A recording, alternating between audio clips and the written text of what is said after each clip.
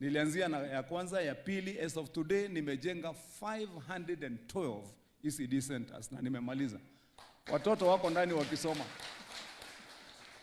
Tulianzia watoto wakiwa 30,000 in the whole of the county kwa hizo shule. Today tuko na watoto 53,000 in the same schools.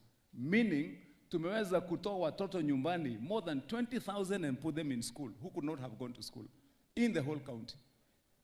Hapa mnajua watoto wetu, hata kama ni mtoto wa yule mama wenye mlisema hapa, kuna watu wanauza kiosk, kuna watu wanauza huko mahoteli, kuna wengine kazi yao ni kuzungusha hapa kuuza samosa na zile nini matunda. Hata kama ni mtoto wa huyo mama, every child in Kiambu, when they go to school, there is an equalizer yenye iliwekwa na Wamatangi. Hakuna mtoto ataingia kwa hiyo shule arudi nyumbani akiwa na njaa ama akae hapo akijisikia yeye ni mdogo kwa wengine kwa vile hali ilivyo nyumbani.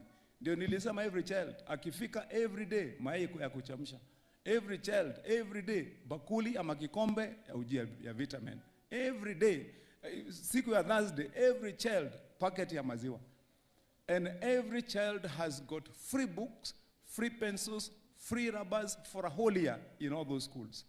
Sasa ndio tunasema masomo yetu yanatembea na njia nzuri. Ama namna gani jamani? Tukakuja kwa mahospitali na hizo examples zenye mheshimiwa